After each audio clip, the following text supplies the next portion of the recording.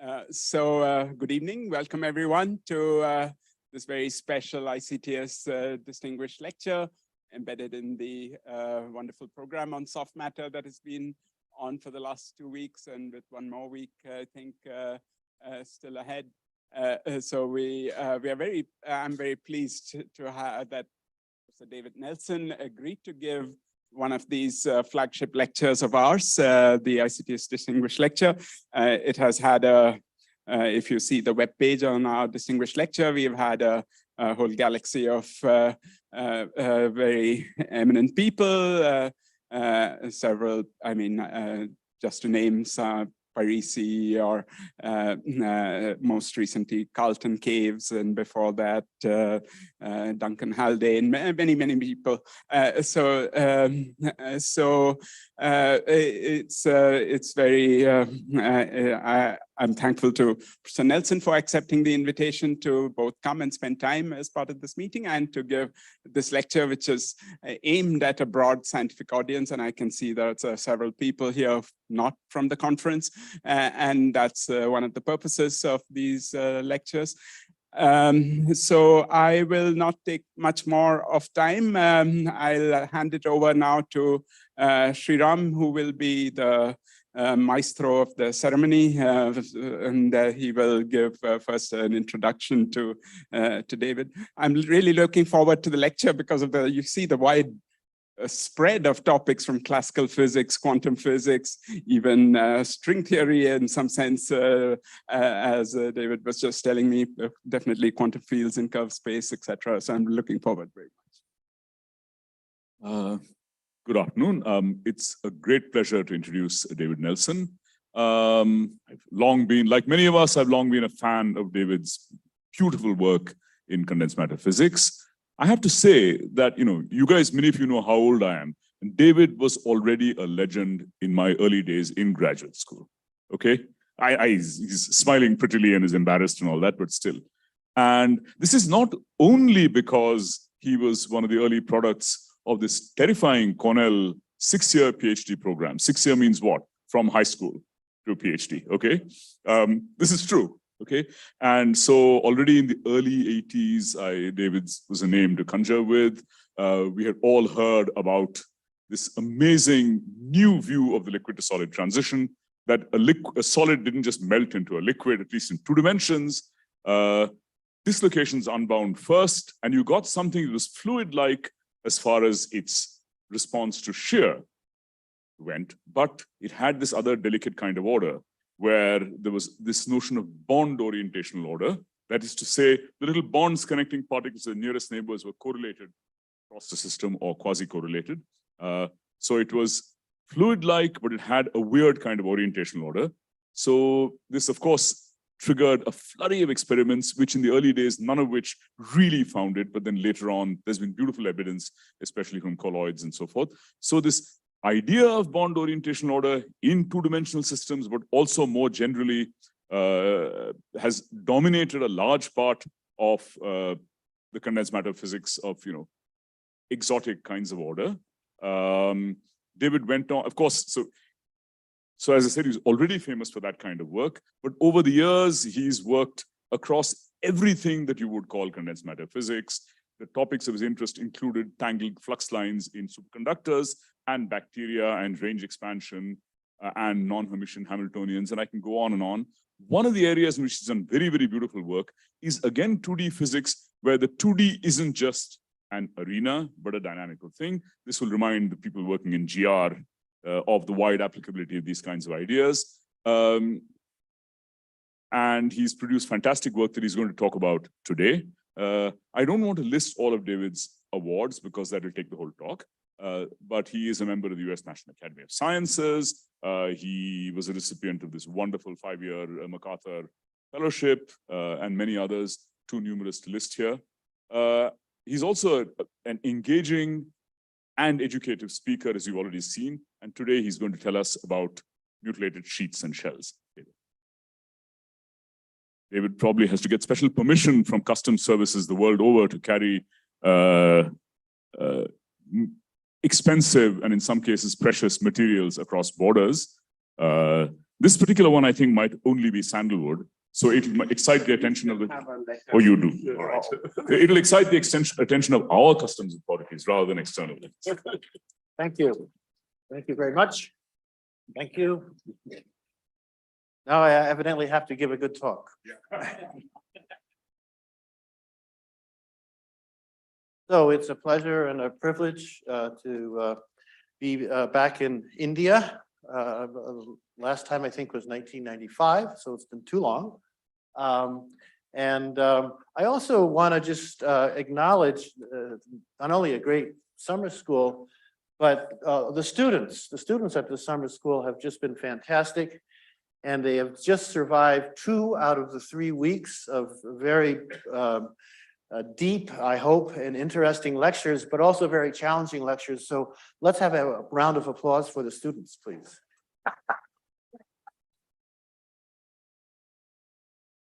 Okay, so again, thank you so much for having me. I'm going to try to introduce this outline by going a little backwards in time, and just tell you about a kind of history of a particular kind of condensed matter where we have 1- and 2-dimensional molecules covalently bonded and sort of tied together, in this case, in a linear array. This is a linear polymer chain, possibly with self-avoidance. You can sort of think of it as a one-dimensional Heisenberg model, because the tangent to the polymer, as the students and I were discussing earlier in the week, plays the role of a 3-dimensional vector, typically a unit vector embedded in 3 dimensions. And we all know you can't have long-range order in 2 dimensions, so it tends to crumple up.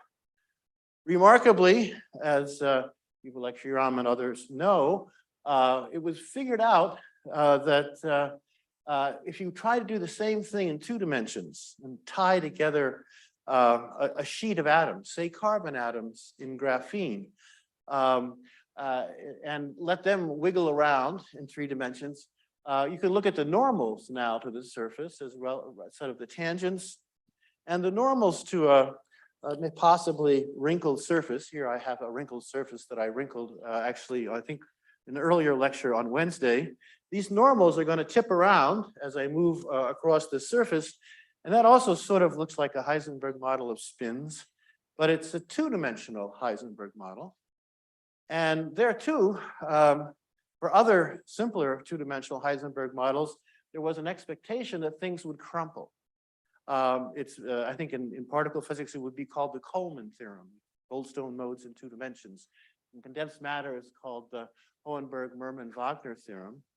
But remarkably, that theorem is overthrown for this phase for good reasons. It's not that the proof was wrong. It's that there are subtle things going on associated with the underlying elasticity theory.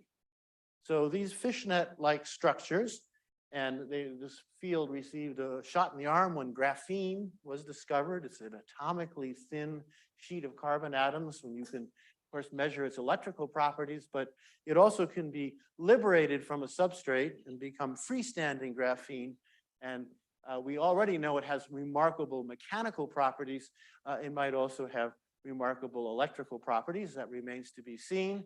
If you want a recent review of how you avoid these theorems, like the Coleman et al. Theorem, there's nice work by Sinai and collaborator. So that's the background, and this was all sort of figured out in the early 90s. And indeed, there are even pictures of sort of crumpled rag phases of molybdenum disulfide. This is from Russ Chianelli, way back before graphene was discovered. It seems likely that this electron micrograph is atomically thin, but it seems to be crumpled up and in an interesting way. Perhaps it's just frozen out of equilibrium. I don't think we really knew then. We probably don't know now.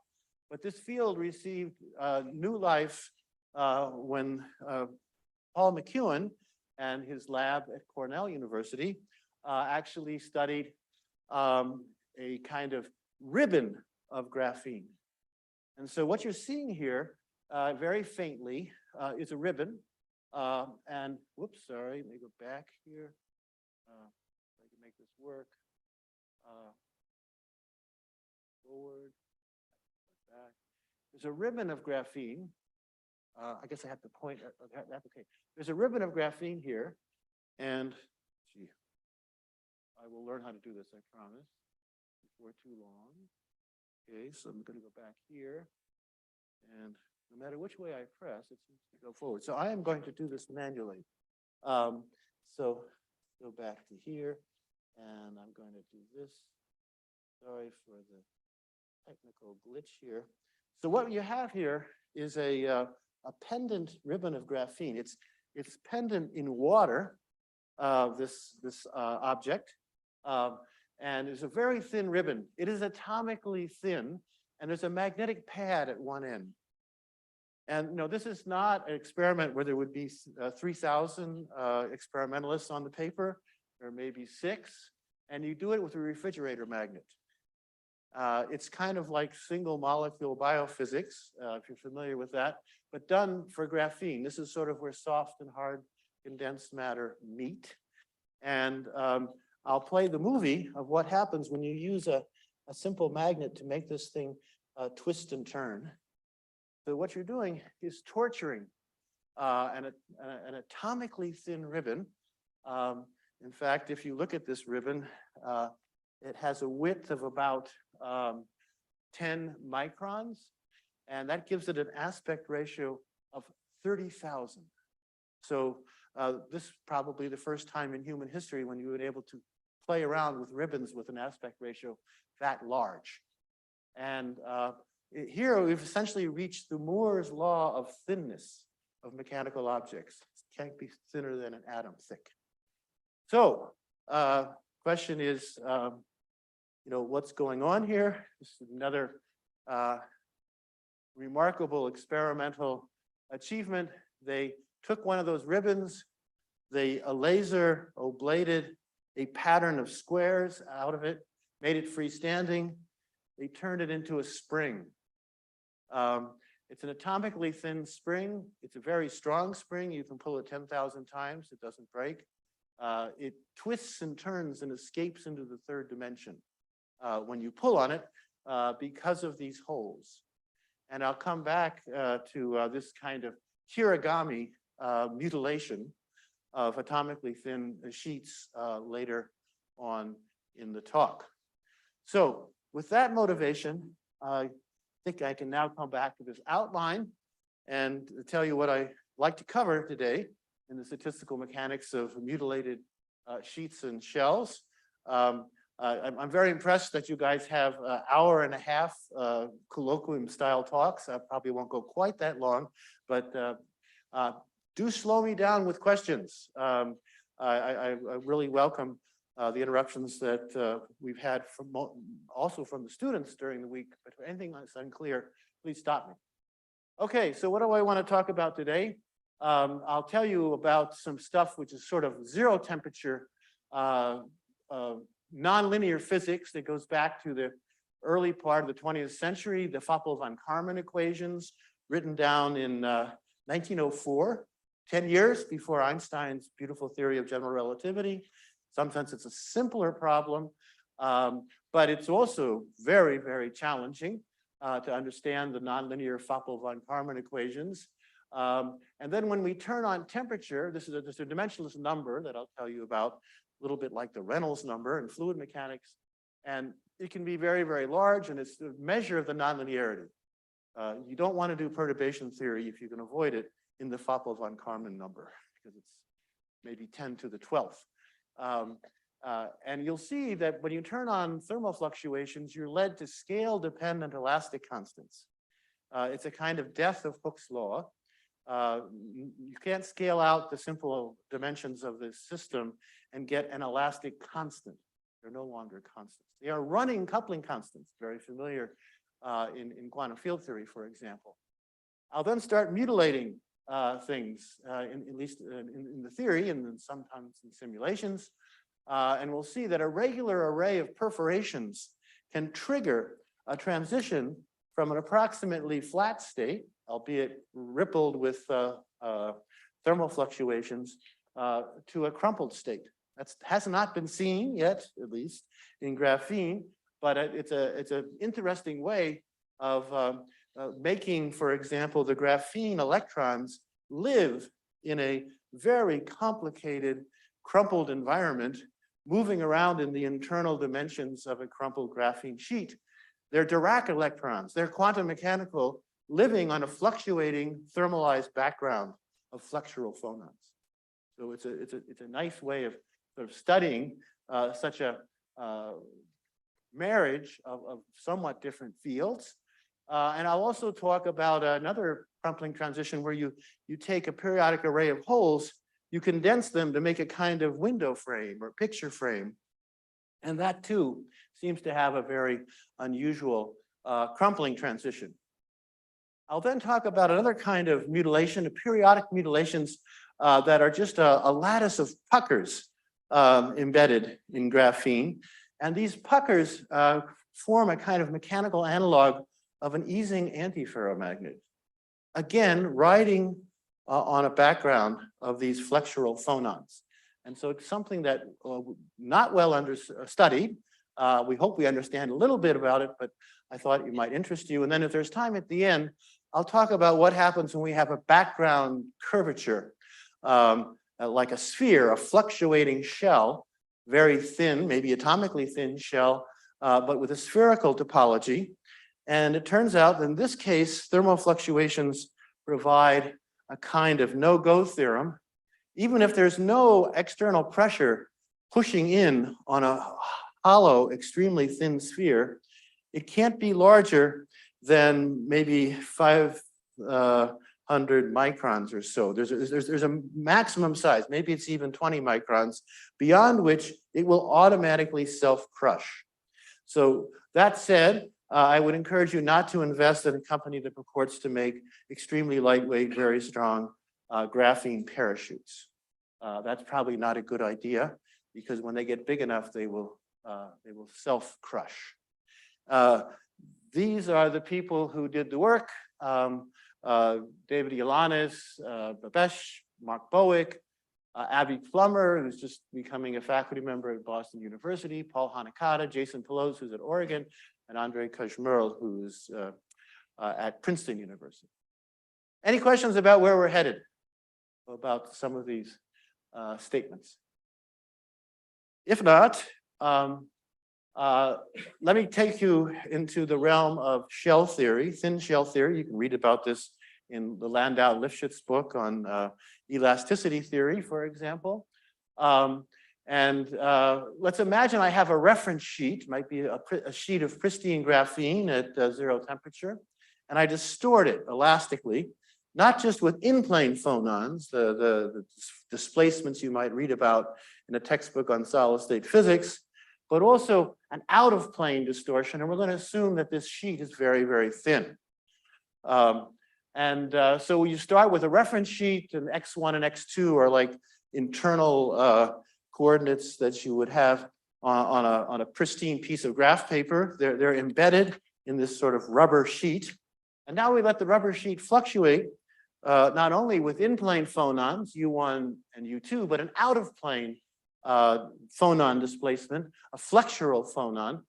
And it turns out that if you look at what happens to the distortion of a little line element, the R0 in the reference sheet, once it has to deal with these in-plane and out-of-plane displacements, it gets stretched, not surprisingly. There's a metric tensor that describes all of this, and its length becomes distorted in a way described by this strain matrix, which is a standard way of doing things in three-dimensional elastic solids. When you have shells, there's something somewhat important that happens in that this symmetrized strain tensor here acquires an additional piece that's nonlinear in the out-of-plane field. And that's basically because if you have a bunch of springs, like bed springs in 2 dimensions, and I lift up one of the spring gets longer along the hypotenuse, just by Pythagoras' theorem. And that actually is what leads to this nonlinear thing, which if you stare at it long enough, looks to me at least like a vector potential. In fact, these are like phase degrees of freedom, U1 and U2, and they're offset by this matrix vector potential. And it's not exactly a gauge symmetry, it's actually rotational invariance of the sheet that dictates that you have to have this term with coefficient unity added on to the symmetrized set of derivatives here. But this is what gets squared to give you an energy penalty for some kind of stretching that might be going on here. So in fact, that's the vector potential. Here's a bending energy. This bending energy is, notice, Laplacian of F squared. That's also required by rotational invariance. It's a very soft restoring force out of the plane. And then there's the stretching energy as well. But it's a nonlinear stretching energy which couples the out-of-plane phonons to the in-plane phonons. And all the stuff I'm going to try to tell you about today arises because flexural phonons create this kind of matrix vector potential, and they can, moreover, escape softly with this modest restoring force into the third dimension. Any questions? Yes, please. Do I allow folds? When we go into the crumpled phase, we will. And then, of course, this no longer becomes single valued.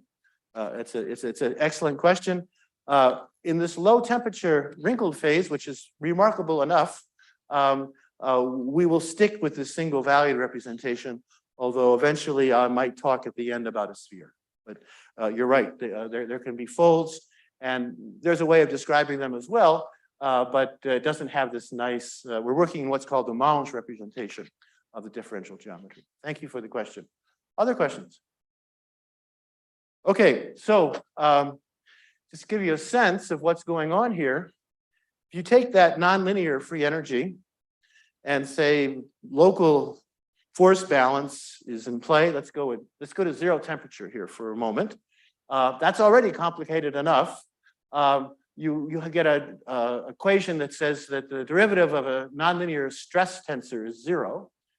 And that's a little bit like divergence of B equals 0 in Maxwell's equations. And you satisfy it in this case by saying that this stress tensor, which is related to this nonlinear strain tensor, is a double curl of an Airy stress function. This was already known in the 19th century, this trick for dealing with elasticity. And so we'll rewrite things in terms of this Airy stress function and the out-of-plane flexural phonons, and we just do, the Euler-Lagrange equations of that free energy on the previous slide, and write down what is needed to locally minimize what's going on. The result are these Foeppl-von Karman equations. This is Foeppl, this is von Karman. 1904 is when they were written down. And if you look at them, well, they're strikingly nonlinear. In fact, this Airy stress function is a kind of Laplacian squared version of electrostatics in a sense, although eventually we'll have a dynamical membrane on the right-hand side. And there's a source term, like would be having a charge density, for example, in electrostatics, but that source term turns out to be precisely the Gaussian curvature. So that Gaussian curvature is giving rise to this Airy stress function, which in turn is coupled back to what the F field is doing, involving this, again, fourth derivative with respect to F, fourth derivative with respect to chi. And when you have nonlinear partial differential equations, that's often a sign of a challenge in science. The Navier-Stokes equations are an example. They have a dimensionless number called the Reynolds number, and that's also true here. It's sort of a simplified form of 2D GR, but with an extrinsic curvature, to be sure. Exact solutions are possible only in very special cases. Here is an exact solution. It's a cone where I've taken a little sector out of a sheet and allowed the bonds to relax and so forth. There's a limit in which there's an exact solution here. And I'll show you on the next slide, the analog of the Reynolds number, which how many of you have run into Reynolds numbers in a fluid mechanics context? Some of you, a number of you. Here, the nonlinearity is the Foeppl-von Karman number. And you get that by taking the Young's modulus, which is this combination of those stretching elastic constants that I talked about, multiplying by a sheet size squared and dividing by the bending rigidity. That turns out to be dimensionless. And for this crumpled piece of paper, as I'll show on the next slide, the Foeppl-von Karman number is about 10 million. Good luck doing perturbation theory in powers of 10 million. There are ways to make progress, but simple perturbation theory isn't one of them. Okay, so how big is this thing? Well, you have these equations. I just rewrote them here. And then it's sort of like Navier-Stokes. You scale out and have a dimensionless flexural displacement to scale out the linear dimension of the sheet. It turns out to be convenient to scale chi by the Young's modulus times L squared, and you get a new chi. And then the new equations that come into play here are shown sitting here. And this extremely large number appears in the denominator of the coefficient of the highest derivative in the problem.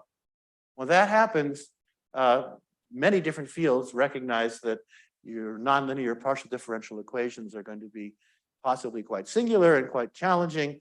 I challenged members of this audience to calculate the fractal dimension of this crumpled piece of paper. Good luck. In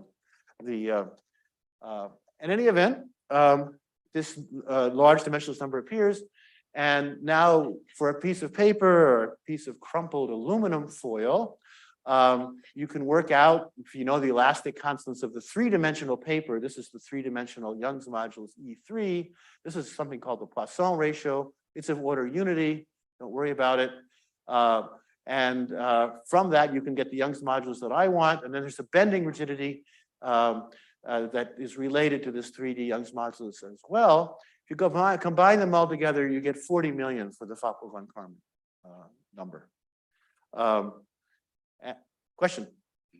Are there any materials that are very small? Can you get them very small? Yes, you can get them to be small if you make them thick. So if you have a thick piece of foam, then you're in a different regime. It's a regime which is accessible to perturbation theory. Thank you for the question. Bending rigidities of any material scale like the cube of the thickness. Young's modulus scales like the thickness itself. And so these Foeppl-von Karman numbers typically go like the ratio of the size to the thickness squared. And so if you make something that has this of order unity, and it's sort of a fat foam sheet, then you get something which is less scary from the point of view of the nonlinearity. Thank you. Other questions? All right.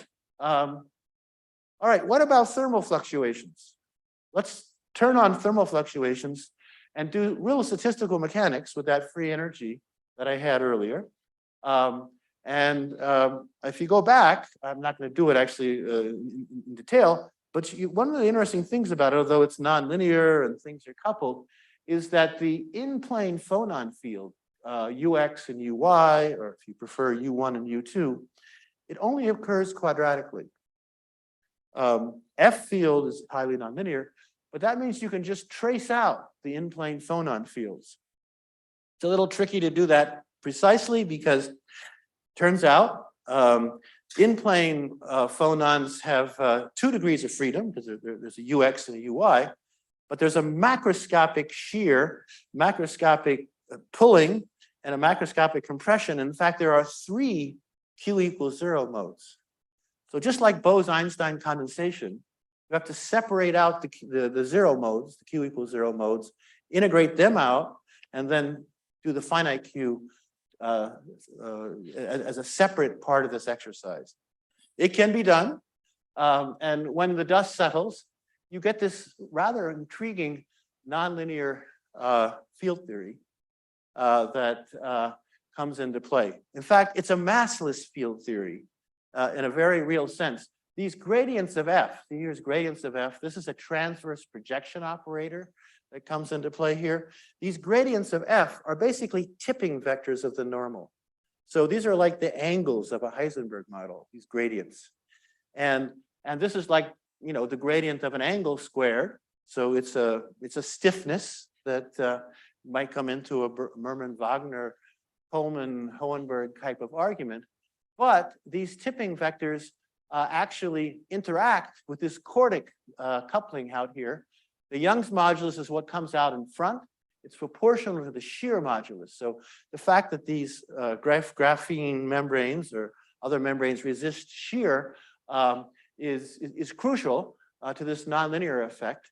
And what I'm going to try to convince you of is that these kind of phonon-phonon couplings, flexural phonon couplings, can stiffen the surface enormously. Now, I showed this earlier in the week to the students, but here's a wrinkled sheet of graph paper. And let's take these wrinkles as a proxy for thermal fluctuations. If I try to bend this by letting gravity pull down, you can see that this wrinkled sheet is very stiff here. But this pristine piece of graph paper can't even hold its own weight. So something is going on. You try to bend a sheet with pre-existing wrinkles. And those wrinkles could come just from thermal phonons. That's what I'll be interested in for this talk. And that's what this term is doing. You'll see more about this in a minute. But if you trace out these in-plane phonons, you'll get this nonlinear field theory in the F. It's sort of automatically at a critical point. It's massless.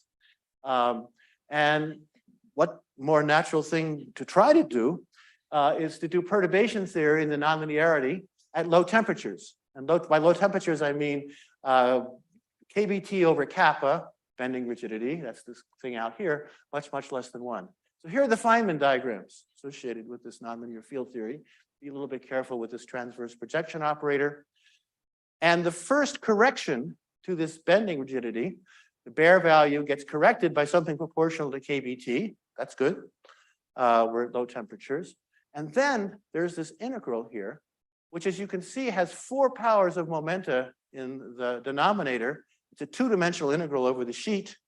We're not worried about ultraviolet divergences because this is condensed matter physics, and there's always a maximum wave vector associated with the reciprocal of the spacing between, say, the carbon atoms and graphene. But there's a very strong infrared divergence. And if you evaluate this integral, what you get is kBT over kappa. That's reasonably small thing. Even for graphene, if you put in numbers, this is like 1 over 40. There's a 32 pi cubed that's in the denominator. That's good. 3 is not so great. But even worse is the Foeppl-von Karman number comes out as a prefect. So you're multiplying your perturbative parameter by something extremely large. There's an infrared divergence that causes this perturbation theory to blow up in your face. But what you can do is take at every order in perturbation theory the most diverging Feynman diagrams, the most infrared diverging Feynman diagrams, sum them up, you get an integral equation, a Dyson-like equation, and you can self-consistently figure out what this bending rigidity does as a function of wave vector. So what it means physically is you undulate at some very long wave vector, allow the thermal fluctuations to come in, and look at the enhancement. That's what this formula does. But if you do it self-consistently, as Luca Politi and I did, what you find is that this bending rigidity doesn't go to a constant as Q goes to 0. It's in this sense that Hooke's law is dying for this particular system. And in fact, diverges not like some relatively innocuous logarithm, which often happens, in field theories in 4 dimensions, 3 plus 1 dimensions. It goes like 1 over Q. So there is a running coupling constant that runs, that doesn't just walk, it sprints because of this very strong Q dependence. Now, as usual, a more systematic way to do this is to use the renormalization group. the renormalization group as envisioned by Ken Wilson that focuses on infrared degrees of freedom, integrates out momentum shells and so forth. Here's the problem we started with. We want to calculate this partition function somehow, do it systematically, and so forth. And that was done, very beautiful work by Joe Aronovitz and Tom Lubensky, Pierre Ludusal and Leo Radzahovsky, and so forth. And what you find in terms of these dimensionless coupling constants, which are now rephrased in terms of running elastic parameters, if there's a Foeppl-von Karman fixed point at t = 0, horrendous, challenging already, there probably should be a millennial prize for high Foeppl-von Karman number solid mechanics, even at t = 0. But at finite temperature, you flow to a new fixed point. And you can control this by varying the embedding dimension of the space. And there are various renormalization group tricks that these guys developed. And what you find is that indeed, there is a scale-dependent bending rigidity, which scales with length. This is like, think of L as 1/Q. The bending rigidity gets bigger and bigger with a universal critical exponent that's very close to 0.82. Moreover, the Young's modulus softens with length scale. It's not an elastic constant, literally speaking, either. And if you take this wrinkled thing and pull on it, well, you can see it's a lot softer than a pristine piece of graph paper. And that's because you're storing area in the thermal fluctuations, and the thing softens in a systematic power law way. David, just a question. So can you say anything about the tricks they used? It's not a problem with an obvious small parameter. Yeah. They're nowhere near the critical dimension. Right. And in fact, there's as you know, a very obvious large parameter, the Foeppl-von Karman number. And so the tricks that were a variety of tricks. One is just do something self-consistent. And you can see that it produces physics which knocks down an effective Foeppl-von Karman number to something which is more manageable. But the other more systematic trick pioneered by Pierre Ludusal and Leo Radzahovsky is to go into the limit of large embedding dimension. So you have a two-dimensional sheet in 55 dimensions. There's a 1/55 that comes in that makes life a little easier, and then you can organize diagrams and so forth. That's one way to do it. The other way to do it, which was originally done by Aronovitz and Lubensky, is to imagine in the spirit of the original epsilon expansion of Wilson and Fisher, to let the manifold dimension be a continuous parameter, and then you go and do a 4 minus epsilon dimension expansion in that parameter. Thank you. Other questions? Yes, please. I'm not sure I understand why lambda bar is negative at this fixed point. Oh, well, that's a very good question. What's that saying? As you can check with a sheet of paper, lambda bar, if you look at the bounds and stuff like that, lambda bar can be negative, but not too negative, and the system remains stable. But lambda bar determines the sign of what's called the Poisson ratio. So if you pull on most objects this way, they get thinner. And that's a positive lambda. The negative lambda, which seems to have predicted to have a universal value of -1/3, arises because when you pull something and you iron out the thermal fluctuations, it actually expands. So this is a rare system with a negative Poisson ratio. Thank you for the question. Yes, please. Yeah, remark, I mean, apart from crumpling, Yes. if you just take a sheet of paper and do some paper origami, it changes the elastic properties also. Yes, indeed, it does. Absolutely. It's a very good point. Of course, in what I'm doing here with these wrinkles is not literally thermal fluctuations. It's producing plastic deformations of the cellulose in the paper. And it doesn't come back to itself. There are permanent wrinkles in there. So it's kind of quenched random version of these thermal fluctuations. But thermal fluctuations do behave qualitatively in a very similar way. Thank you for the comment. Other questions or comments? Yeah. So when you estimate this Foeppl-von Karman Yep. parameter, so given a sheet for example, if it has holes and all. Yep. So what elastic constant you will consider? It is corresponding to that sheet with the hole or the material? Oh, that's a very good question. So if I understand correctly, question was, what kind of Foeppl-von Karman number would you construct from a sheet with holes? And I'll be coming to that in about 4 or 5 slides. But it certainly changes the bending rigidity dramatically. And so that's a great question, and I will come to it shortly. If I don't answer, please remind me. Other comments or questions? Yeah. The unstable fixed point, well, there are a number, so this one you mean, or this one. Well, so this one we know is the 0 temperature thing. And based on experience with other phase transition problems, these are probably tricritical points, which connect a line of continuous phase transitions to a line of first order phase transitions. That would be my best guess, but that has not been carefully explored. Thank you. Other questions or comments?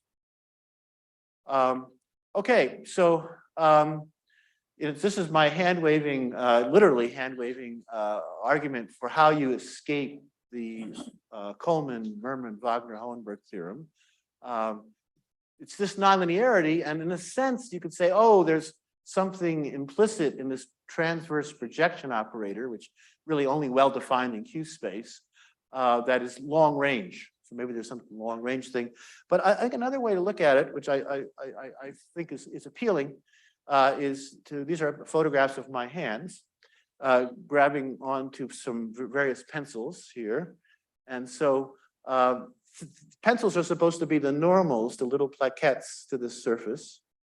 And there's a longitudinal undulation of the normals, so that, you know, as I move across my hand, the pencils tilt. But there's also and that's a certain kind of spin wave or Goldstone mode associated with this sheet, low energy mode. It's only soft bending resistance to this thing. But you can see that if I try to make a transverse undulation of the normals in this putative Heisenberg model, transverse is very different than longitudinal. It activates this operator here. And the only way that I can really make my hands do this is to have the sheet tear. And so it's the prohibition against tearing, which is not an absolute prohibition, but it's controlled by the elastic constant. That was what makes this different than most continuous broken symmetry problems in 2 dimensions. And if you work it out, using this nice renormalization group method and so forth, you find that there's genuine long-range order in the normals as you pull them apart more and more. At 0 temperature in this model, it's 1, but then it gets depressed by a finite amount. And then this eta controls the approach to the long-range order in this system. So that's the theory. And the one question, of course, is the theory right? And one of the nice things I like about condensed matter physics is you can actually get an answer to these kinds of questions using relatively straightforward tabletop experiments. Sometimes you can get it in the lifetime of a graduate student, for example. And so here's a summary of this work that now came out, I guess, about 8 years ago for freestanding graphene. This is like a graphene diving board. It's attached to a gold pad, which lets you can stab the pad and move it around, or you can use the pad to provide some weight. And this is an artist's conception of a 1-atom thick diving board of length L, has a width of about also about 10 microns as well. We've reached the Moore's law limit of thinness. Foeppl-von Karman number is 10 to the 12. In fact, what you can do is actually go back and ask a kind of Ginsburg criterion question. How big does a graphene square have to be before these thermal fluctuations have to be taken seriously? So if I go backwards enough, it may take me a while, but here we are. This perturbative calculation alone can be used to tell you when this kind of stuff is going to matter to an experimentalist. And that criterion is when this correction becomes comparable to the thing it's correcting.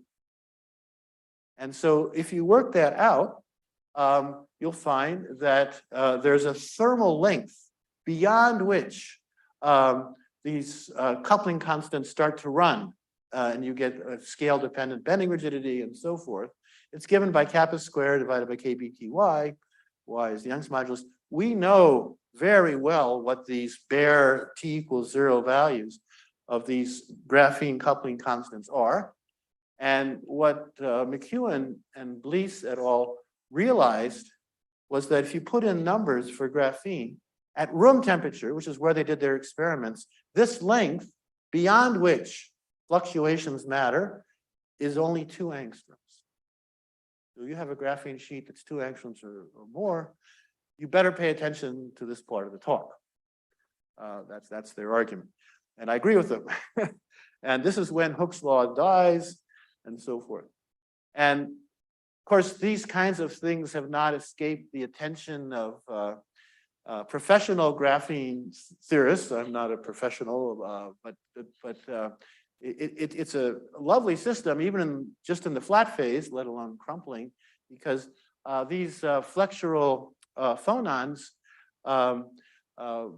boost the bending rigidity, but they also couple, as I'll show you in a non-trivial way, to the graphene electrons. So graphene has an interesting band structure because it has Dirac points and it has Dirac cones in 2 dimensions. And for the quantum mechanical electrons, the electrons are highly quantum mechanical even at room temperature, even though the flexural phonons may not be. They couple together, as I'll summarize here. There's some nice work by Mariani and von Oppen. And there's a new electron phonon coupling when you have flexural phonons. This is the one that we all learn about that gave rise to the BCS theory of superconductors, for example, under some circumstances. This is a tight binding model where we have a AIJ that could fluctuate. It's just the lattice constant of fluctuating sheet, and we've seen that they can stretch, especially when you have these flexural phonons. And there's this new electron phonon interaction vertex that comes into play. I don't think we know everything that this vertex does. I'm not claiming it gives rise to superconductivity. That would be nice. But you can calculate something called the electron dephasing rate, which has a property of these Dirac electrons, 2-dimensional Dirac electrons in graphene. And this sort of soft matter exponent eta, that's supposed to be 0.82, comes up here in the exponent and tells you the electron dephasing rate. Mu is the distance from the Fermi energy in this case. So I think that's kind of cool. And there are other things you can do. You can try to make these, can you make these extreme mechanics that may be associated with even crumpling, even more extreme? That would be something that would be nice to do. And I hope to tell you about that. So let me also say that McEwen et al. Have done this measurement of the bending rigidity by this, this diving board geometry. They've measured the deflection, just like I could measure the deflection of this sheet. And they also put it sideways and they let it vibrate. And they look at it, use a fluctuation measurement of what's going on inside the sheet. They get a bending rigidity, all right. And it's 4,000 times bigger than predicted by ab initio quantum mechanics at 0 temperature. So they do the measurement at room temperature and they find a bending rigidity that is 4,000 times bigger than it should be. It's one of the largest corrections to a simple theory that I'm aware of. And if you put in the numbers for a 10 micron sheet, the bending rigidity should be about 4,000 times bigger than its t=0 value according to this theory. That part seems to work. If you don't like a 4,000-fold enhancement, take a 50 micron sheet and it'll be a 20,000-fold enhancement. The running coupling constant, bigger the sheet, the bigger the anomaly. Any questions before I go on? Yes, please. Sorry, me again. the theory, of course, predicts a scale dependent. Right. So do these guys measure a macroscopic bending modulus on a big scale for 2 or 3 different scales and see that it runs with scale the way the theory says? Well, that's what they should have done. Yeah. What they did was they had a graphene cantilever and they varied the length. And what they should have done is to also vary the width. And right. And that's where you would see literal scale dependence. Or they could have varied the temperature. Now that's kind of hard to do in water because water freezes.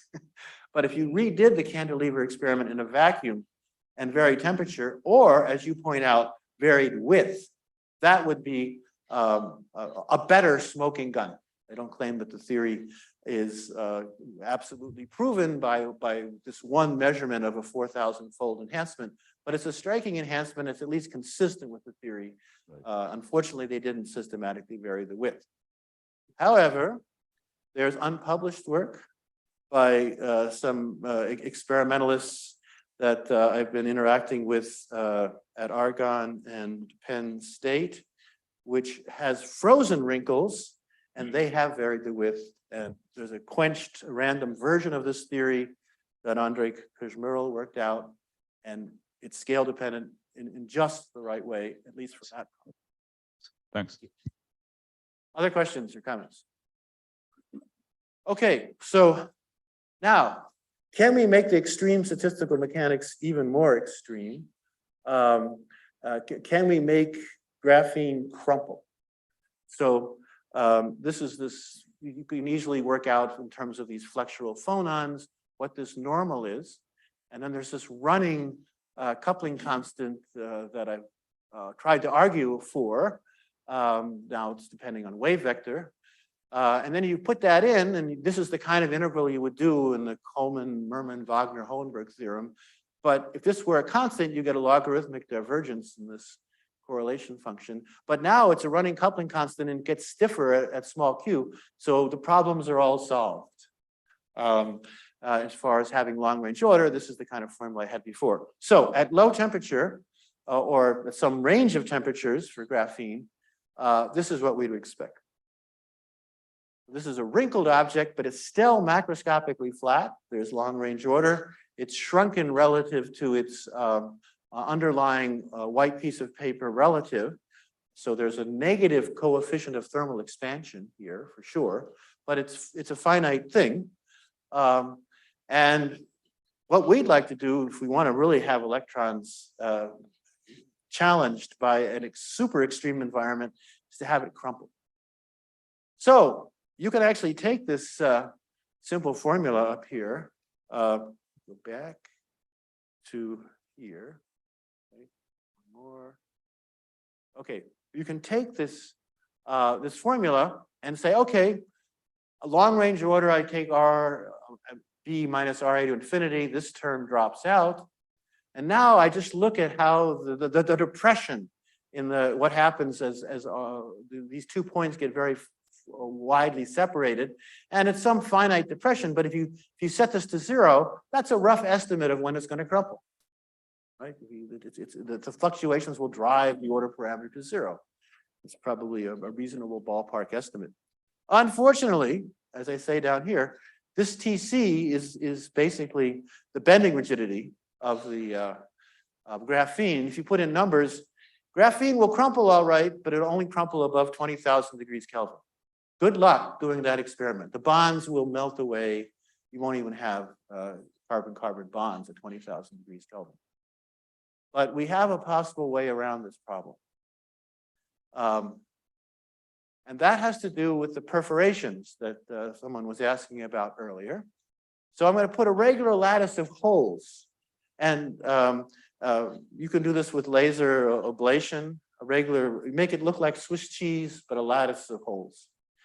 So someone asked, how's that going to change things? Well, the microscopic bare bending rigidity is going to change because if you bend something which has a Swiss cheese lattice of holes, you'll be missing a certain amount of the area.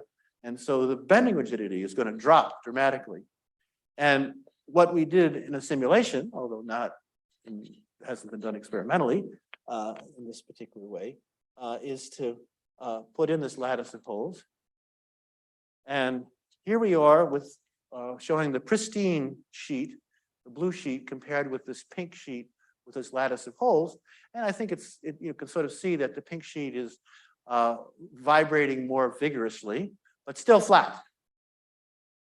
On the other hand, if we increase the temperature, the question is how big is that temperature going to have to be with the lattice of holes? If we increase the temperature too much, the thing crumples and shrinks almost down to a point. This is probably where we would need to put in self-avoidance and stuff. We haven't done that. But at least within this model, there is a well-defined crumpling transition. And if I go exactly to TC, there seems to be possibly a second-order crumpling transition in this problem. Now, the compared to the pristine sheet, we have something which doesn't know whether it's flat or crumpled, with many, many different length scales present. So that's one thing you can do. And then notice, by the way, there's an extreme negative coefficient of thermal expansion. If you project down the surface area and call that the shrinkage, that's a very strong effect here. Okay, so here's a snapshot from these nice molecular dynamic simulations by David Yelanis and Mark Bowick. If you work this through and look, for example, at the radius of gyration, some measure of the size of this sheet polymer, as a function of temperature, it's gigantic at very low temperatures. That corresponds to a high value of this bending rigidity divided by KBT, and then it drops. So this is where it drops, and you have a kind of almost first-order crumpling transition for a pristine sheet. That's the full membrane. And then for various patterns of holes, which are the red and the blue lines, there's a transition, or something like a transition, which gets pushed up to higher temperatures. And so we did a exploration in the plane of temperature and then fraction of removed surface area. And bear in mind, this is not an impossible experiment, although we haven't been able to get anybody to do it yet, because the original work by McEwen et al. At Cornell removed 40% of the area, but we only want them to remove 80%. If they do 80%, they will knock this crumpling temperature down to 1600 degrees Kelvin, and that might actually be accessible experimentally. So as you make it a more and more diaphanous fishnet-like structure with big holes, things tend to crumple. And so maybe this crumpled phase with electrons running around the fishnet, Dirac electrons, is not totally out of the realm of possibility. Question? Is the behavior universal above the critical temperature in the sense that doesn't depend on the fraction of? As far as we can tell, if we coarse grain, etc., usual renormalization group arguments say that the amount, you may be shifting TC by removing something, but if it's a periodic lattice of holes, it seems to be in the same universality class as a pristine crumpling transition would be. It just happens to have a lower temperature. But that's something you certainly have to investigate carefully, but it seems that the perspective that says all you're doing with these holes is reducing the bare bending rigidity, that seems to work. We need experiments, of course. Other questions or comments? Yes, please. Earlier you mentioned it would be challenging to get the fractal dimension of that crumpled paper. But I think 2 slides back you had already mentioned the fractal dimension is 2.5. Right. 2 and 2.5. How is that obtained? Okay, so to repeat the question, a 2-dimensional sheet of paper has fractal dimension 2. If I fold it up in there's an intelligent way to do this with origami. and it doesn't run into insuperable problems of folding 2 to the n layers over each other.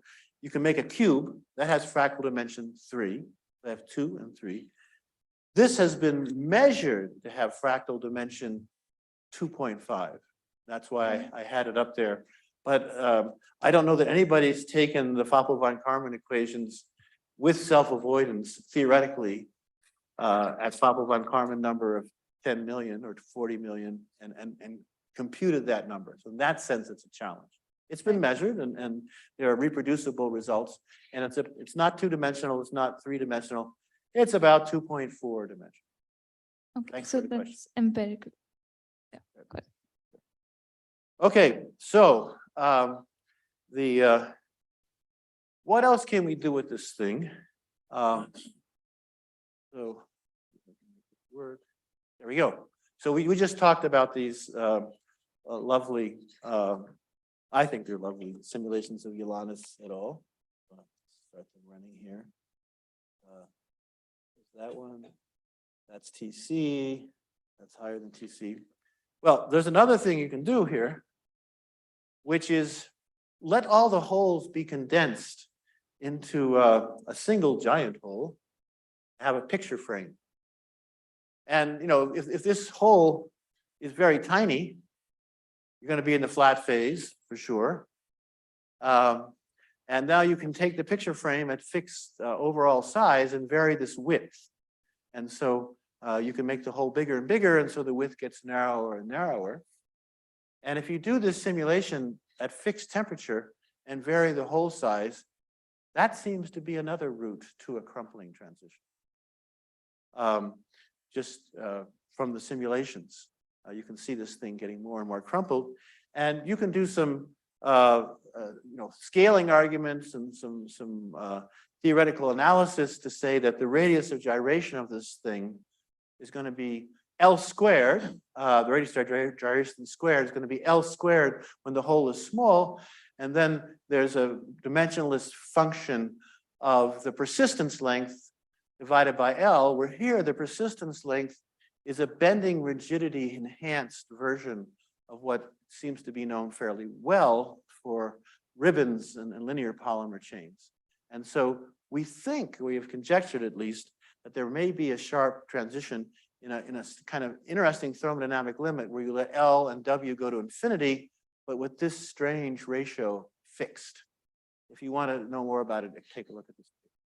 That's another thing that I'd love to have people look at in the lab or maybe with better simulations.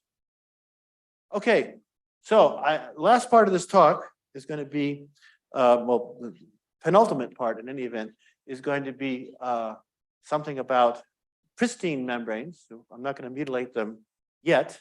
I'll have another way to mutilate them in a minute. But for now, let's suppose they're pristine membranes. And I want to talk about this negative coefficient of thermal expansion. Most thermal coefficients of thermal expansion are positive. If you heat a 3D solid, it swells because the atoms are vibrating violently around and they bang into each other and the thing gets bigger. You can have negative coefficients of thermal expansion in various unusual materials, like rubber bands have a negative coefficient of thermal expansion. You can test that with a hairdryer and a rubber band that's hanging. You have a pendant coffee cup and you put the hairdryer on and it retracts. So it has a negative coefficient of thermal expansion. These sheet polymers also seem to have that. And the definition is this thing here with the derivative of area, projected area in this case, with respect to temperature, normalized by 1 over area. You can work out from the kinds of stuff I've been telling you with this thermalized Foeppl-von Karman fixed point, that this is the coefficient of thermal expansion. This is this thermal length. So this is temperature dependent in an interesting logarithmic way. And this is a measurement by Paul Hanakata in a simulation of one of these membranes, these pristine membranes, of the projected area as a function of temperature. This is a fit of the slope, basically, of this thing with no adjustable parameters. So that part of the theory, at least in simulations, seems to work. But we might want to do something more interesting. By the way, these are the experiments that I mentioned with this 4,000-fold this 4,000-fold enhancement of the bending rigidity. This is the one where they have a gold pad that bends down, and by looking at this deflection, they vary only L, Sriram, not W. In that limit, there's a trivial L cube scaling, and then the coefficient tells you the renormalized bending rigidity. This is what our friends, the density functional ab initio people, tell us. At t equals 0, this bending rigidity is 1.2 electron volts. Well, it's not. It's 7 kilo electron volts. So that's this factor of 4,000 that I was mentioning. And let me advance this by hand, the dying battery. 4,000-fold enhancement, consistent with the formula, but they haven't varied W. What about other atomically thin, let's call them metamaterials? I'm not going to mutilate them with holes, but sometimes nature does the mutilation for you. And here's an example of tin oxide. The example of tin oxide, where I have a kind of checkerboard matrix of large and small atoms, and the oxygens and tins, and some of these, like, or if they're bigger than the other kind of atom, they pop out of the plane, and we call these things puckers. They can be anti-ferromagnetically coupled. They can also be ferromagnetically inclined. It's a kind of mechanical ferromagnet where you have yellow sulfur atoms and darker lead atoms. And you can model this from, computationally by just taking a look at the local atomic environment and just taking the bonds of, say, a larger tin atom or something relative to the matrix. Let's just look at one of them before we put a checkerboard in, and just make the bonds a little longer. So you dilate the bonds by delta, and that's what's going to happen. And at t equals 0, it's not hard to show what happens. There's a kind of local Foeppl-von Karman number, and you can also shrink the bonds, which I'll talk about in a minute. But if you do this thing and you make the bonds longer to model a kind of fat atom, when the bonds get long enough, it pops into the third dimension. This is the mechanical analog of an Ising spin. Could have popped up, could have popped down. And if I have a checkerboard lattice of them, and you make a simple model of what's going on, you get this anti-ferromagnetic pattern of puckers. Now, the puckers are not thermal fluctuations, they're part of the ground state, but it looks sort of like an egg cart. And you probably know that egg carts are pretty strong against bending. And that's because you have this Gaussian curvature now in a regular lattice form. And that seems to be what would happen, say, at 0 temperature in this mechanical system, leaving out quantum tunneling, which would be a nice thing to look at. But this is just a classical limit. This is what happens when you make the bond shorter. We call this a stitch. And if you think about it, what you're creating here is not a little pocket of positive Gaussian curvature. You're creating a pocket of negative Gaussian curvature. This kind of deformation is familiar on college campuses in North America because kids bring their bicycles to college and they leave them outside during the winter. And when they're outside, the spokes are shrinking more than the rim, and they get tacoed. So you see many dead bicycles around college campuses, sadly. This is a lattice of these stitches, and they too they form like little delta functions of hyperbolic curvature. And then the Gaussian curvature is either up or down in these red and blue areas.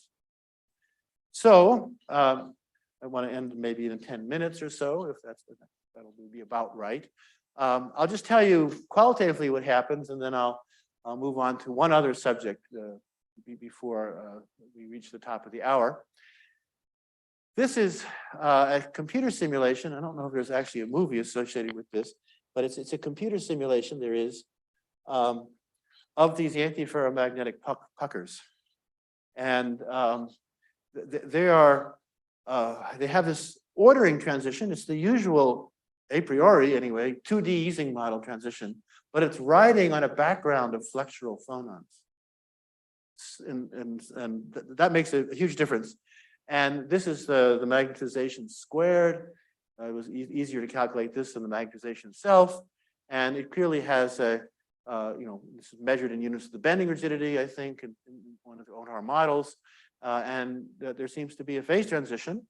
Of course, Onsager predicted a phase transition in the two-dimensional Ising model without flexural phonons.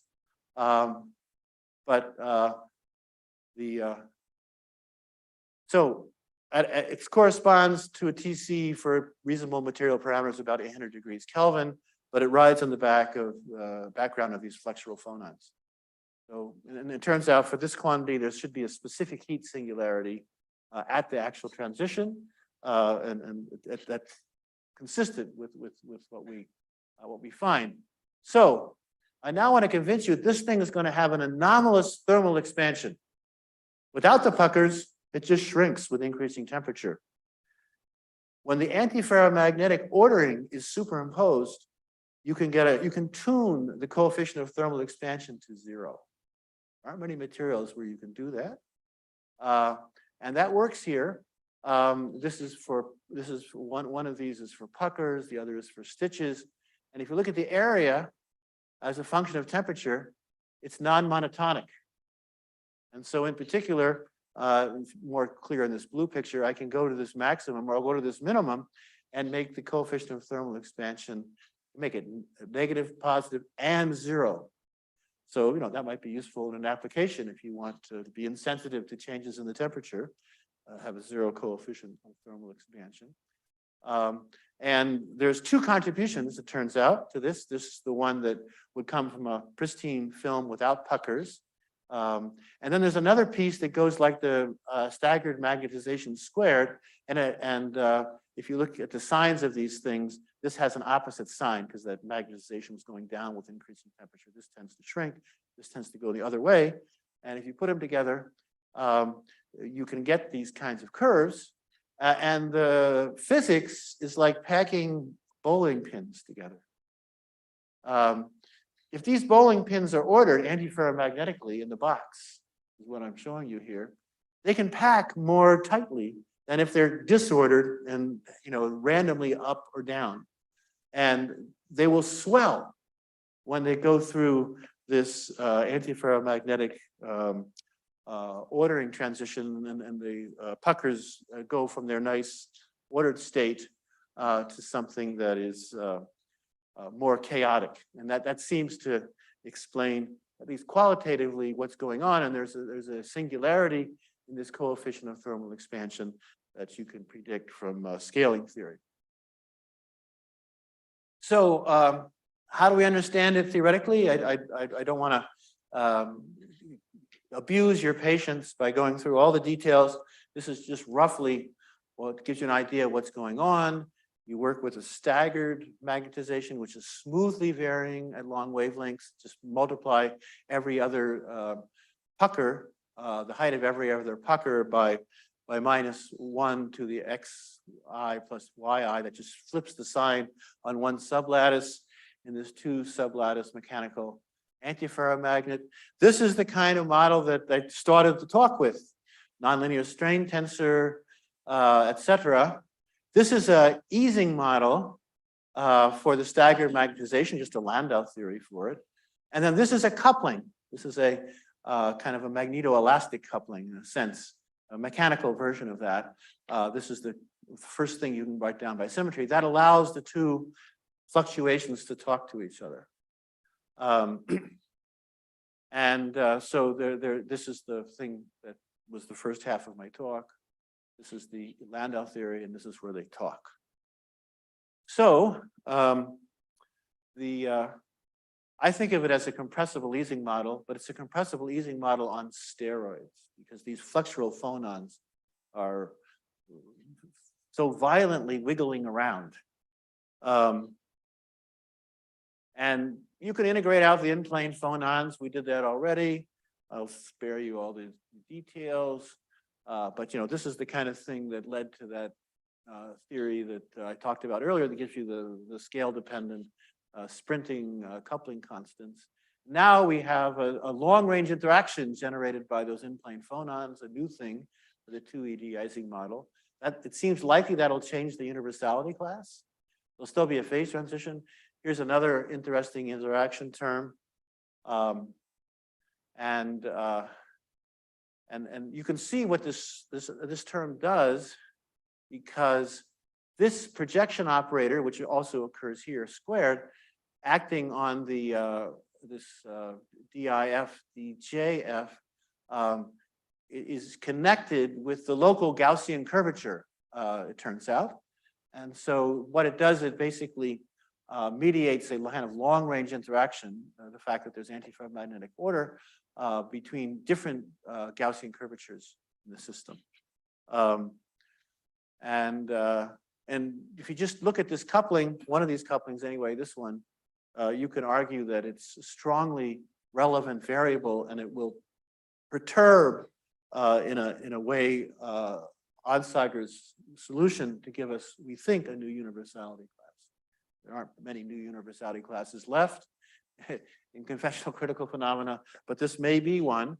And this is Paul's and Abby's very nice simulation evidence for a divergence in the staggered susceptibility, another divergence in the specific heat. You can get critical exponents by finite size scaling. The bottom line is that this ratio of exponents, which comes out naturally gamma over nu, is fairly close, not perfectly close to Onsager, but this alpha over nu, although small, is 5 standard deviations away from what you would have thought. So it is some evidence that we have a new universality class here. So we'll have to see, but I think it's an interesting way to have these puckers mutilating things. Okay, so it's getting late. I don't want to finish. I certainly want to finish in under 10 minutes. I'm going to move on to one more thing that might interest you. And to motivate this, perhaps to wake you up after you're patiently putting up with me for 75 minutes, I want to talk about curved background metrics. We could do this for a graphene sheet that's on a sphere, or a giant Bucky tube that's on a cylinder. And what I have here is not graphene, it's a spherocylinder railway car. And if there's a pressure difference between the inside and the outside, excuse me, interesting things can happen. Question? Yes. This transition, does it depend on the amount of perforation you're putting in the material? The crumpling transition? Yes, it does. It does. And in fact, that's what, thank you for the question. That's what, that's the parameter we use to reduce the crumpling transition for graphene down from 20,000 degrees Kelvin to 1600 degrees Kelvin. So it's very sensitive to the amount of material. Thank you. So is there any critical amount of perforation after which you see this, this phase transition? So what we find is that there's always a phase transition. It's just at inaccessibly high temperatures if we don't put in any holes. So we put in the holes and the temperature starts to come down to accessible values. That's the idea. Thank you. Thank you. Any other questions before I move on to this last subject? Okay, this is a railroad car. Don't try this at home. This railroad car is full of some liquid, probably water. It's a railroad car in Germany, and they're draining the water out, thus subjecting this hapless railroad car to atmospheric pressure.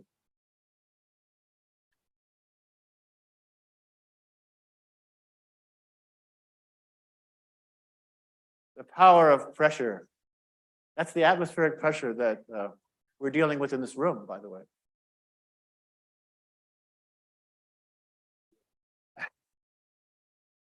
So be careful. So this is crushing of a macroscopic object. What about crushing of a nano object? Suppose this was atomically thin spherocylinder of graphene. And the message from this last part of the talk is basically that the background metric or the background curvature matters, and the statistical mechanics of these sheets that I've been focusing on and mutilating throughout this talk is not the same as a cylindrical sheet subject to thermal fluctuations or a spherical sheet subject to thermal fluctuations. There's a rich new statistical mechanics going on when we have atomically thin things, fluctuating shells and cylinders. Do they collapse when they're sufficiently large? Of course, anything will collapse if you put it at a finite pressure. The pressure is large enough, it'll collapse. There's a beautiful theory of that. I'll just maybe give you the highlights of it. Go back here. The highlights are, for example, if you have a background spherical metric, you go through this grinding of the crank to get the strain matrix. This was the strain matrix I started the talk with. You put this system on a sphere of radius r, where f is a normal flexural phonon that's normal to the curved spherical surface. You get this extra piece, and this is like mass generation.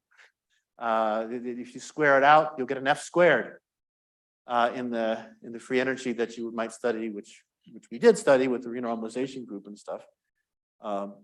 And even within a kind of Gaussian approximation, it changes this kind of stuff that I've been telling you about. There's R is the radius of the cylinder. This is the pressure you might choose to apply. And this is the Gaussian part of the field theory. Here's the mass. Here's the pressure piece. This is the nonlinear stuff. There's a new nonlinear piece. Again, I'm going to finish. Thank you for your patience. Anyway, even in this Gaussian level, there's a new curvature length scale, which goes like the radius of the sphere. This is at 0 temperature for now, divided by the 4th power of the Foeppl-von Karman number. And the bottom line is there's a soft mode at a finite wave vector when the pressure gets too big. And I won't go through the details, but I will tell you that when things crush, like that hapless railway car, this is a controlled crushing. This new length scale comes in, and this was a beautiful experiment done in 1964, I think, where all they did was to, like that railroad car, they sucked the air out of an aluminum cylinder, and they had a wax mandrel inside to catch the crushing, so that it didn't end up being some god-awful, beer can looking like object, crushed beer can. And in fact, they caught it, and then they picked up this beautiful lattice of dimples associated with the crushing.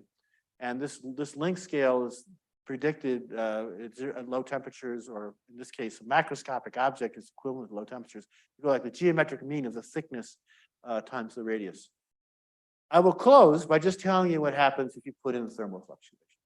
I'll tell it to you without a proof. So if we have thermalized shells with scale-dependent bending rigidity, scale-dependent Young's modulus, etc., the details are worked out here, building on the thesis of Jason Peloz et al. What you find is a kind of stability diagram where horizontally I have the pressure normalized by that pressure we just talked about that would occur even at 0 temperature. Horizontally, in a logarithmic scale, I have KBT over kappa, that's the basic parameter of perturbation theory, multiplied by, you guessed it, the Foeppl-von Karman number of the sphere. And what Andre and I found was a curve of instability, which actually becomes unstable even at 0 pressure when this dimensionless ratio gets bigger than about 200. So if you have a sphere, even if the pressure is equal inside and outside, so that would mean would also apply to a hemisphere. By definition, it's equal inside and outside. you have such a thing, there's a critical radius where thermal fluctuations, even in the absence of pressure, will crush it. It's a no-go theorem for making big spheres at finite temperature. If they're thin, you gotta be very careful. And for graphene, you cannot make a graphene hemisphere bigger than 1600 angstroms. That's according to us. So this is why I would encourage you not to invest in graphene parachutes of any appreciable size. And with that, I will stop and thank you for your attention.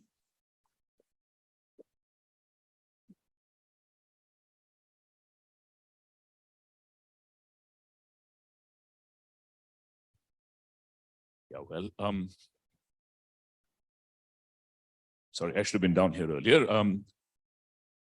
David has shown you sort of the wonders of thinking about simple objects and thinking deeply about them, and illustrated his intellectual range, his ability to describe things pictorially. In every case, he gave you a sort of simple, tangible example of how these things work. But anyway, I'm sure you still have more questions. So please. Yeah. David, I have two questions. I was thinking of virus coat shells as being tiny spheres. Yes. Is there some limit that I can place using this theory? That's So the question was, would any of the stuff that I talked about toward the end, if I understood it correctly, be applicable to viral shells? And the answer is yes. Viruses aren't typically at zero pressure. They have an outward pressure, which tends to stabilize them. If it's too strong, I mean, there can be 40 atmospheres of pressure just due to the coiled DNA, as you know, in our RNA inside of pressure. But in fact, a hollow capsid, you can apply this theory, and they're unfortunately not quite big enough to really test things well. But in principle, a hollow viral shell would be an arena where you could test these ideas. And I think Robin Brunsma and Andre Kajmerl have explored this question with viruses in mind. And there's probably a maximum virus size where you really have to worry about being crushed. You had two questions, so go ahead. So I'll just go up in scale now. So I was thinking, how important is the Young's modulus for this? I mean, suppose I think of lipid bilayer membranes. Yes. There's some. Okay, so a lipid bilayer membrane, it is a beautiful, simple, a beautiful object in its own right, but it doesn't typically have a shear modulus. So this coupling constant that produced these funny scale-dependent running coupling constants was proportional. It's the Young's modulus, but it's proportional to the shear modulus. So if there's no shear modulus, then at long wavelengths, the bending rigidity doesn't stiffen, it softens. It softens logarithmically, as shown by Politi and Stan Leibler, in fact. So interesting in its own right, but there are people who like David Bensimon, who have explored UV polymerization of lipids with double bonds, and they find wrinkling, they find all sorts of stuff for which this might be useful. Rajesh.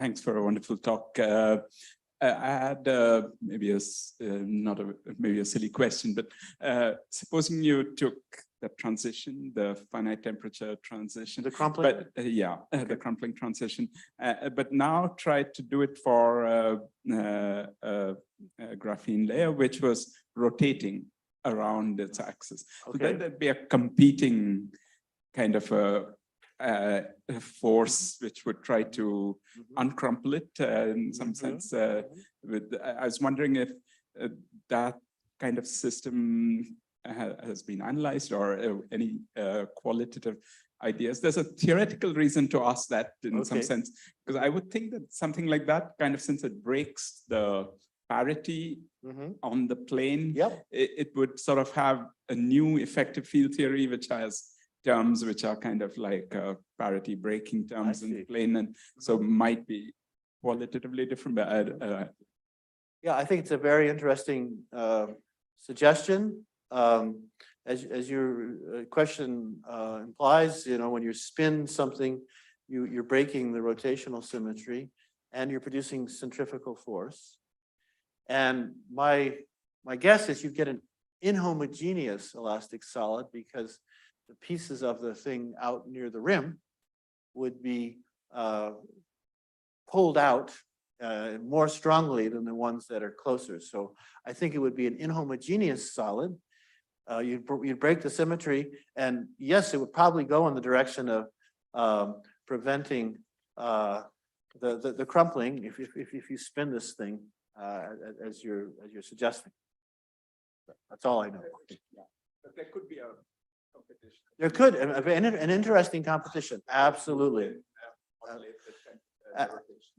Absolutely. The other way to do it, which is perhaps less interesting than in your suggestion, is to put on have pneumatic rod-shaped molecules making up the elastic sheet. There are pneumatic polymers that have this characteristic, then put on an electric field or a magnetic field, then you have a bias. The other thing I didn't have time to talk about was that if you stretch these membranes across a hole, break another way to break the symmetry, there's something called Fisher renormalization of the critical exponents that comes into play. And it depends on, it's actually, the results depend on which thermodynamic ensemble you're in. Normally, we have ensemble dependent statistical mechanics, but because these things are at a critical point effectively, they have fluctuations on long length scales. So you can actually have ensemble dependence in a kind of buckling transition. So it's in this, there's a similar thing that might be related to your question that involves buckling. There was a hand, yeah. Go ahead. I have a basic but intricate question here. Yep. What parameter do you use to differentiate between the distortion of the lattices in the positive and negative Gaussian curvature? Well, the simplest thing to do is to take the determinant of the second derivative of f with respect to xi and xj. That's a 2x2 matrix. Take its determinant. That determinant is the Gaussian curvature. And so if you study that object, you can then explore curvature correlation functions within these theories. Okay, thank you. Yeah. In the case where your one part of the graphene is attached to one cantilever and other part is kind of free to the bath, let's say. Yep. And how do you take care of the gradients? Because the fluctuation that we are counting, let's say it should have some gradients from one part of the length to other part. And how do you take care of it? And or otherwise we are taking a limit where the length is really high so that we are not taking care of this gradient effect. I was a little confused. So if I understand correctly, the question has to do with, are there gradients inhomogeneities in the cantilever when things are pulling down? When they're pulling down hard, that is an issue. But what the experimenters also did was to put it this way. And in this way, gravity is effectively negligible. And then you can just look at the fluctuations. And there's a fluctuation response theorem that says that the fluctuations this way will give you the linear response, infinitesimal, the response to an infinitesimal perturbation. So we certainly can worry about that, but there are experimental tricks to get around it.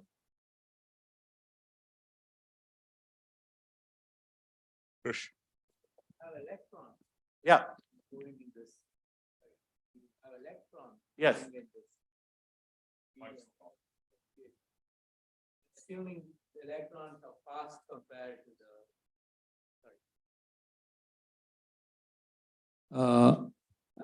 when you have electron moving in this, in Like midst on a of these Dirac thermal cone. fluctuations, Yes. assuming that the electrons are fast compared to this, then in principle, when electrons themselves will mediate some effective interaction between these from, the degrees of freedom. Yep. Has anybody worried about that as to what the effect of that? Often it gives you long range, interaction. So it might completely mess up this picture. I realize it doesn't occur in graphene in the sense because, it's basically flat. So, but if you really wanted to worry about crumpling in a environment where actually electrons are mobile, then it might be an issue. So. Yeah, I think it's definitely worth looking at. You're basically saying let's apply a kind of Born-Oppenheimer approach. The thing to remember that's also, I think, interesting about electrons, I think you probably know, is that if the surface in which they're embedded, these quantum electrons, has a Gaussian curvature, that acts on them as if there were a magnetic field. And so these crumpled things are producing effectively for the electrons that would live within an inhomogeneous dynamical magnetic field, a geometrical magnetic field, a Berry phase kind of thing. So I don't know that people have looked at frozen curved things and talked about these fields and estimated their magnitudes. This is a self-generated magnetic field in a sense.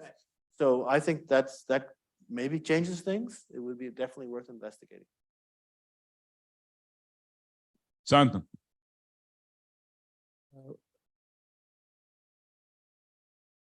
So I was wondering that for macroscopic objects, this crumpling plasticity plays a role. So in the microscopic object like graphene or so plasticity is important, or like everything is reversed? Well, okay. So repeat the question. This thing which I keep using to illustrate what might be happening with graphene is imperfect because it doesn't go back to what it started with. There's plastic deformations going on, irreversible plastic deformations. And those don't occur for graphene, since it makes graphene a little easier to deal with. What you can ask is, suppose there's somebody just gives you a quenched random array of these wrinkles. What is the enhancement, perhaps, of the bending rigidity compared to a pristine sheet? And you can do that problem. You can solve that problem, and Andrei Kuzmerl has looked at it, and it stiffens it in a similar way. The plastic deformation, you're sort of partway making your system into a liquid. And then, someone asked me, I think maybe it was Prasad Perlikar, what about viscoelastic sheets, which are right in the middle? And I think they're quite interesting, but less is known about. During crumpling, is this, we expect also there's some nucleation of defects, and so are they taken into account in this? Okay, so how would defects affect crumpling? Well, the simplest defect maybe to look at is a dislocation in a crystal. And if the dislocations have some glide mobility, then you get and they're able to unbind or something like that. Then you get an intermediate type of sheet, a hexatic membrane. And a hexatic membrane has continuously variable critical exponents. There was a time when string theorists were interested in it,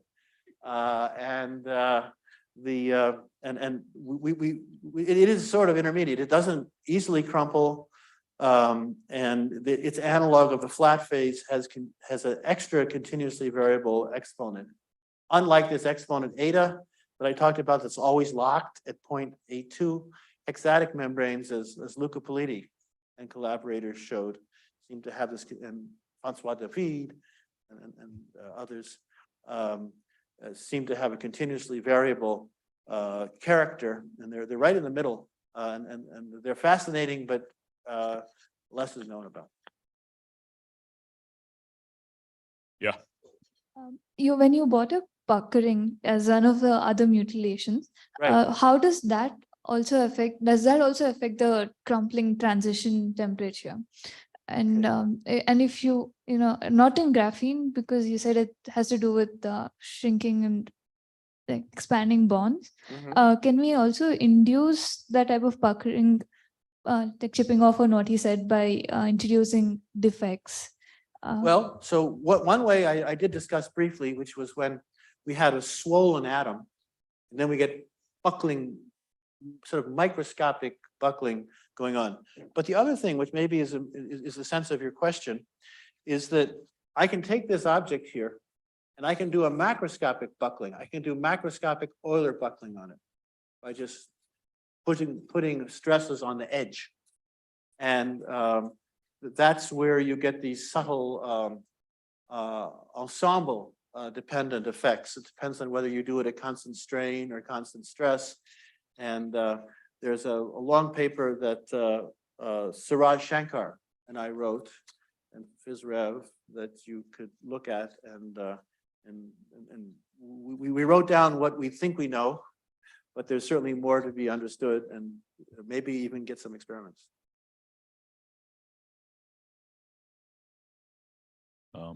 If no one else has questions, I have one little question, which is you talked about, Hooke's law is lost because of scale-dependent elasticity. So what that also means, if you considered an infinite sheet and you looked at just bending moment against bending amplitude, there should be an explicit nonlinear relation between the two. Has anyone tried to measure that directly? Not that I'm aware of. You could, unfortunately, you have to be a wizard of nanoscience to do the kinds of things that I showed for Paul McEwen's group, and he's moved on to other things. Right, but I mean, for instance, in a particulate simulation, you could in principle pull that out. You could certainly look at that, and you could look at the shape of the diving board and see that it maybe deviates from the classical results, and there might be a different power law there. Mark Bowick has done some thinking about that within the context of simulations. He's looked, among other things, at flaps. So flaps are like diving boards that are short and stubby. And then, in the spirit of your question, there can be a shrinkage which depends on how far you are from the base of the flap, and there can be a buckling transition there. The flap goes spontaneously up or down. So that at least is sort of in the spirit of your question. Okay, if there are no other questions, let's thank David for a magnificent talk.